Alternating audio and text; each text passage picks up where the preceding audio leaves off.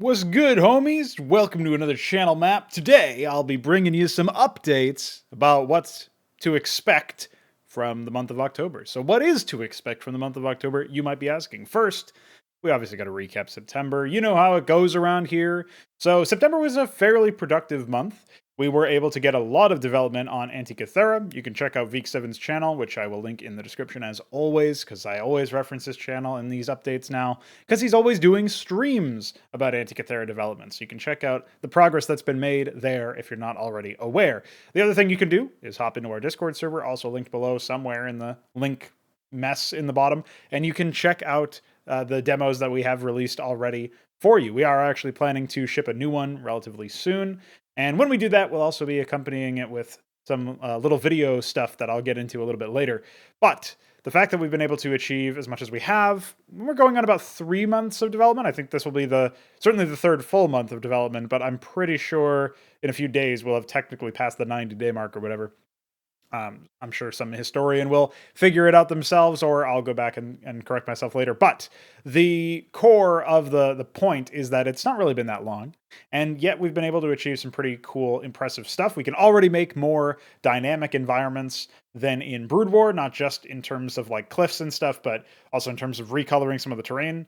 And it's not just a hue shift either; it's hue saturation value, something like that. It's HSV instead of just RGB tinting. So you're able to do a little bit more in terms of precise. You can also do alpha, so you can like make some slightly transparent snow, for example, over some dirt, so that the color of the dirt below seeps through a little bit, right? So this is all also just like a bit of a preview into what we eventually will be able to do, where eventually you'll be able to, theoretically anyway, paint some sort of mask over the terrain that you see, and it'll almost be kind of like Photoshop. I want it to be about as powerful as that anyway, where you can selectively hide to a certain degree with alpha shifting and stuff, how much of the terrain you want, and also be able to paint it over doodads and stuff like that instead of it just being, lingering on a specific layer of tiles where there's like the doodads are an abstraction that are placed on the tiles, like in Brood War. That's not going to be the case. They're all going to be full, like transparent in the background, and they'll almost be kind of like unit sprites where you can just obviously the unit walks around. There's no like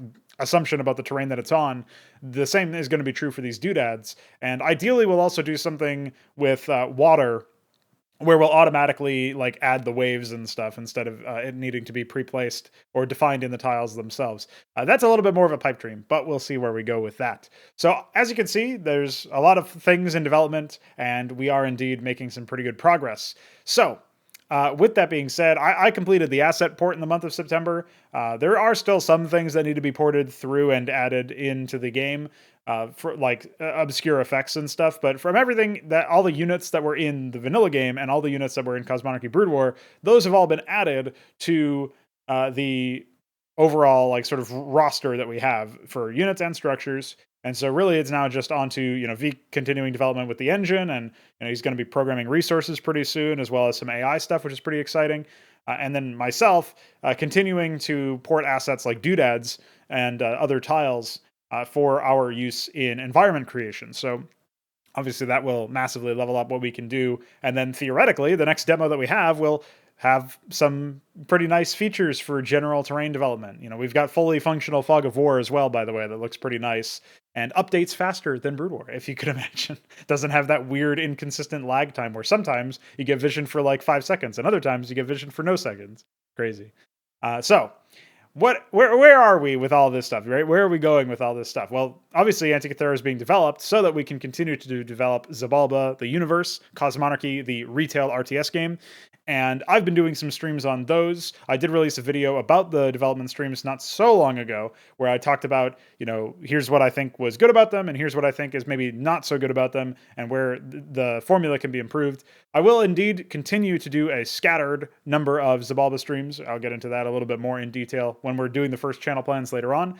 But suffice it to say that while I've been taking the time to recharge off stream, I have indeed been making some progress. I initialized the Makral Das tech map sometime recently, and that means that once I'm in a healthy state with that, and we've only got maybe like the first 3 tiers relatively shadowboxed, I can move on to the Githrovans, which will be the last retail regency that need to be shadowboxed in that way. And again, we are kind of jumping the gun in terms of figuring all that stuff out. We still need art. We still need, this is daily reminder, the Frauds Club is looking for contributing artists. But all that stuff aside, we are still getting plenty of work accomplished in a couple of other avenues, and getting these concepts out there. At the very least, it's a nice little motivator for all of us who are working on the project to be like, oh, I really want to see that unit in the game. I really want to see this composition active. I really want to see these regencies fighting each other.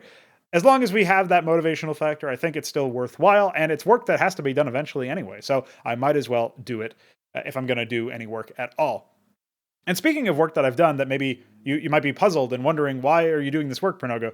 I've been working on the Cosmonarchy Brood War mod as well a little bit recently, where I've been able to shave off some of the rough edges there, sand them off, and get them buff and polished. And what that basically means is that we have some new unit responses. Over the past month, I've done I want to shadowbox. I'll say double-digit unit responses. I think that's how many I've been able to do in terms of just general units. We did run into a bit of an issue where now we're at the limit of how many entries I can add into the sound effects data TBL file, which is pretty terrible. So I don't know if we can extend that or if we can compact that so that it takes up less space. But something has got to happen with that, I think. And maybe it'll just involve using a program that isn't called PyTBL. Maybe Shadowflyer's TBL editor will do better or something. I don't know. I can only imagine that there's some way around it, but unfortunately that is roadblocking the addition of additional unit responses on top of what we already have. Specifically, unfortunately, it does mean that the Southpaw currently only has 3 yes lines instead of 4, because that would be one too many for this shit engine to take, apparently. So we'll look for a resolution of that so I can keep adding unit responses and other sound effects. But for the time being, it does look like we're at least roadblocked, maybe completely brick walled. I'm not sure. We'll see. But the other patches, the other natures of these patches have been like balancing and bug fixing and all these other exciting things that make the project a little bit less annoying and a little bit less, we'll say, unsatisfying to me specifically, and have allowed me to, I guess, put to rest some of my demons, where you never really felt like Cosmonarchy Brood War lived up to what it was supposed to be doing. That's why we're making the retail game, obviously, but it still would be nice to get a little bit closer to what it's supposed to be, in air quotes. So we'll see where that goes. But for now, we are getting there. And of course, it benefits me because I'll be working on some birthday maps this month. So getting a little bit more of a robust game state for that. I mean, at the very least, we'll have some more fun with those. The birthday present recipients will have some more fun with those. But if you didn't know, I did make a community post about it a while ago. But yeah, patches are coming. There's actually one planned for pretty soon, if not later today, then sometime early in the first proper week of October. So stay tuned for more of those, and keep your eyes peeled to the Discord server if you're not already for updates of that nature. There has been work done on the campaign video. The video currently self-title, the current working title for it is "Ending the Star Edit Crusades." I don't know if that's what I'll keep with. That's like a title that makes sense to maybe 100 people, and probably not even that many. So I would probably want to go for a more like I'm not saying it's going to be a clickbait title, but I would like to go for a more general title that can be understood by more people. So I'll think about that and what sounds good. That's just what sounded good in the moment when I was thinking about like, what am I actually going to call this? I keep calling it the campaign video.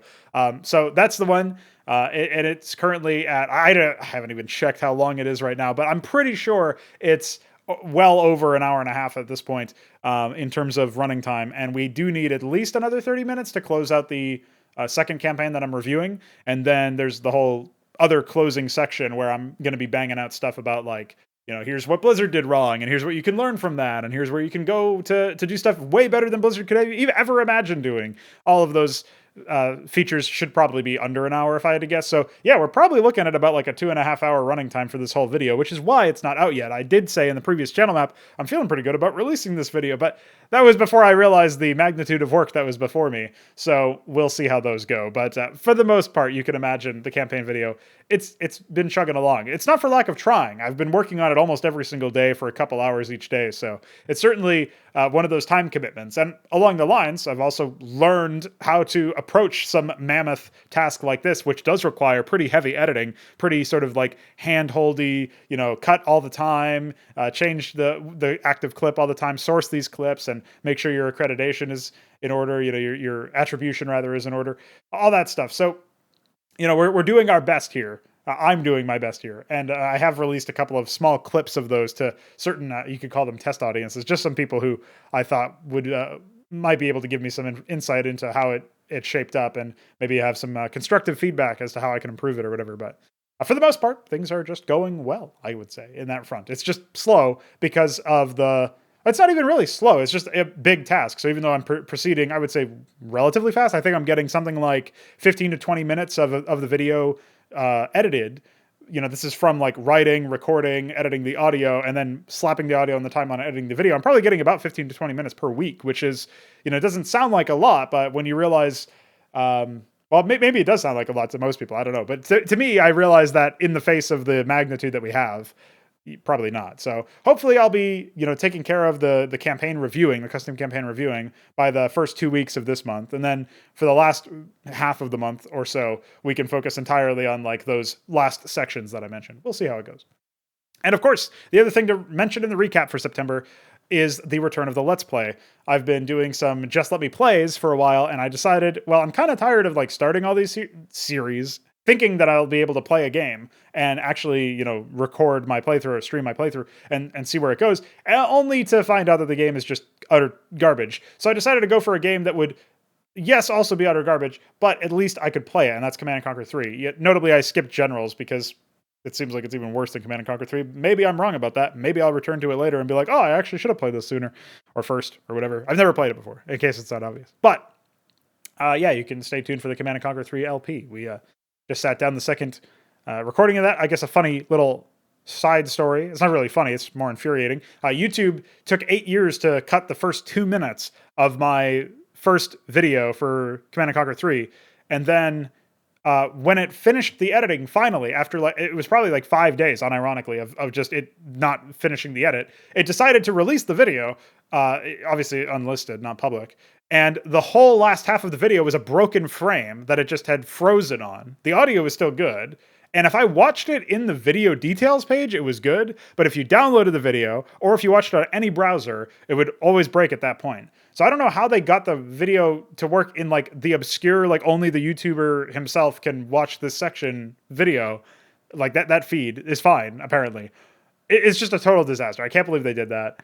And it's just classic functional software. So anyway, I exported it from Twitch, and now that's what you get to watch. I'm not bothering to cut those early 2 minutes. I just put the little timestamp thing says skip. So now you know. But yeah, that was just a funny little what do you call it? I don't know. Allegory? No. I forget what the term is when you have your own and not an antidote. Anecdote. There you go. I figured it out, guys. I figured it out. So as we're done with our anecdote, we can go on to the plans for this month of October. The production plans, I'll keep it short and sweet. For the most part, we're just working on Antikythera and Cosmonarchy. Obviously, Veek's doing a lot of engine stuff. I'm doing some more asset ports, like I mentioned. Specifically, doodads and tiles are going to be the main focus for this month. But my focus will also pretty heavily be on those birthday maps that I mentioned. If you're not familiar with One for the Future, it is the birthday campaign. It is a loosely connected sort of chronicle of all of the people in the Frauds Club community who have birthdays. And I release the maps on their birthday, unless I'm super late. But I don't think I have been this time. I think I've released all of the maps on point. I did update Alexander's birthday map, like probably 2 weeks after I released it. So there is that, I suppose. But even still, it was technically available and ready to play. And the update was pretty much just visual. It was like adding doodads and stuff, bringing it in line with the other maps. So all in all, I would say that's been a success so far. There have been 4 maps released, and I'm going to be releasing 2 this month, assuming I'm able to meet the deadlines, you could say. And then 2 in December are also planned, but we'll see how those go, because maybe we'll be shifting over to Antikythera for the birthday content, if you will, instead of it being in Cosmonarchy Brood War. But we'll see. At least these 2 that are going to be released in October, I know for a fact will be done in Cosmonarchy Brood War. So if you were looking for more Brood War content and you already played those 4 maps, then you could stay tuned for those 2 maps. And if you haven't played those 4 maps yet, and you want to play some Cosmonarchy Brood War scenarios, you can check them out. They are comedic in nature. It's not a serious project, obviously, but you might still find some valuable gameplay, we could say. For the first channel plans, yes, the channel you're watching this video on right now, there will be indeed scattered Xibalba streams, as I mentioned. I'll mostly be focusing on the tech maps as I have been, but probably a little bit of campaign planning and some sort of general thought processes on like, here's what kinds of, visuals we would want to do. I might start streaming some of my Blender practice as well, for the sake of like, one, keeping me honest in actually doing the Blender stuff. Two is a big one, actually like doing something that will be immediately useful, but also doing it on stream, so that like there's that the public sort of documentation of it, but also maybe somebody in the chat will actually be able to help me out with some ideas on how to do certain things as well. There's many different reasons why maybe streaming some Blender stuff would be a good idea. The only negative one would be it would potentially bruise my ego, but I already know that I'm bad at Blender, so that really isn't going to matter too much, I don't think. So yeah, maybe if you guys are interested in that, you'll be able to tune into some of those. Those will probably be more common than the campaign planning or tech map planning, just because I prefer to do those, I think, in the sort of just in the abstract when I'm working on them in the context of like building the tech maps initially and releasing some content about them on the Discord server. So again, if you're not in the Discord server, you probably should be. Okay. The other stuff is I'm going to continue the Let's Plays. Obviously, Command & Conquer 3 has already got its second instance. I will be producing some more of those this month. Beyond that, I want to play a retro FPS called Hedon, which was given to me by Alexander. He somehow got his hands on some free keys, and I managed to redeem one of them. So cool. And then after that, maybe we'll do Portal 2. Maybe we'll do something else. I was thinking about revisiting Deus Ex Human Revolution because I came to the conclusion that Windows Update probably bricked a lot of support for certain games, and that's probably why we were getting issues with Doom 2016, if you guys remember. Also, why we were probably getting some issues with Deus Ex, where it did the repo and destroyed itself, if you guys remember from playing that. So I think it would be a worthwhile title to go back and play, not because it's good, but because it seemed to have some really good fodder for humorous moments, and unfortunately, it was cut short by the fact that it just obviously froze, you could say. So hopefully that is just a Windows issue. And hopefully by going back over and trying it again, I won't have the same response occur to me. And if that is indeed the case, I can move the first video out of Just Let Me Play, and we can just play the game. If it breaks again, well, you know what? Fool me once, shame on me. That's that sort of adage. And it's fool me twice, still shame on me, because it's not 3. I think that's how it goes. And yes, obviously, campaign video will be continuing in development. At this point, I think we'll be able to aim for a mid-December release on the campaign video, by the way. Obviously, going by the amount of editing that I can probably do in a month, we are looking at maybe 40 minutes on the high end to an hour of like progress I can make in a single month. I'm not 100% sure how much of that will be done this month, because not only is my birthday in this month, but I also have to deal with some other stuff that I'll get into now, in a moment anyway, regarding the general like division of labor, right? So if every second of productivity was spent on the campaign video, I could probably do way more than 15, 20 minutes. At the same time, I might also burn myself out. So it's also just not realistic because I got to do a bunch of other stuff. But I would hope that I can bang out a good amount of progress, like get most of what we need done, and then December can mostly be like the final touches, if you will. So for other channels on the internet where you can find some video content related to me or my projects, Veek7's Engine Streams obviously will continue. The new channel for the No Frauds Club is definitely happening this month. I would actually like to get that wrangled before the first full week of October is done, so by the 9th. And you can stay tuned for that. I'll obviously make an announcement, post and video here saying, hey, that channel's launched. Go subscribe to it and check it out and all that stuff, and shamelessly plug it all the time. And we'll see where that goes. Obviously, for the initial videos on it, I would probably want to do an explanation for what the Antikythera engine is, a primer for what the Frauds Club are, like what our club is and what we believe in, if you will, what we stand for, that sort of stuff, and just generally speaking, give people an idea of what we're talking about, what we're all about over in the No Frauds Club. We certainly do things a bit differently around here, so I would like to state that front and center. And then other than that, we can just do the formal updates. Probably, I don't know about once per week, but at least once every other week, we can do, so twice a month, we can do like Antikythera updates. And then I suppose we can do them more frequently if there's been more progress. I still haven't really figured out the exact sort of formula for that one. We'll sort of just let it work itself out, I think. So we'll see how it goes. And then the only other thing that I wanted to drop here is that on the Semi Pronogo channel, the esports focused one, I will be doing some companion videos for some esports related articles that I've been writing and that I will continue to write. I actually hope to parlay those articles into a job at Deserto or one of these other outlets that can actually pay their writers. But of course, I am entering into an area where maybe I don't have the most experience, doing that sort of writing. I still think my stuff is going to be better, if it's not already better, than some people who are currently getting those salaries. But that's my own little bit of ego or hubris or whatever you want to call it. And maybe I will be completely wrong. But I've read a number of those articles, and let's just say, again, maybe delusions of grandeur, but maybe I just know what I'm talking about. You never know. You never know with a guy like me. So, going into the distant future, and this is where I said I did hint at this at the very beginning. Not only will I be working on Mapping Guide Part 3 using Cosmonic Brood War, but in Brood War after all, that will be done after the campaign video is done because I can't really focus on two editing-heavy projects at the same time. I do plan a stress test for Antikythera the engine for the purpose of my brother's birthday project for this coming year. So CB22, if you will. This is going to be a situation where we're going to be working on within Antikythera, trying to build sort of like what Toddborn was always supposed to be. If you're familiar at all with Toddborn, then you know it's a project where there's supposed to be like an easier or less macro, less RTS focused role that my brother plays, and then I would reprise the RTS player role as his co-op partner. And that eventually evolved into like a MOBA style thing where he would be playing and he'd have AI allies. And maybe one of them was human controlled. Maybe they were all AI controlled. It really depended on the mission. The final mission happened, or the most recent like heavy attempt at releasing Toddborn was in the January of 2020 when I had the only computer in the house. We hadn't yet gotten a second PC. So as a result of all that, it wound up being that it had to be single player content. But for the most part, it's been cooperative as like a heavy focus, you could say.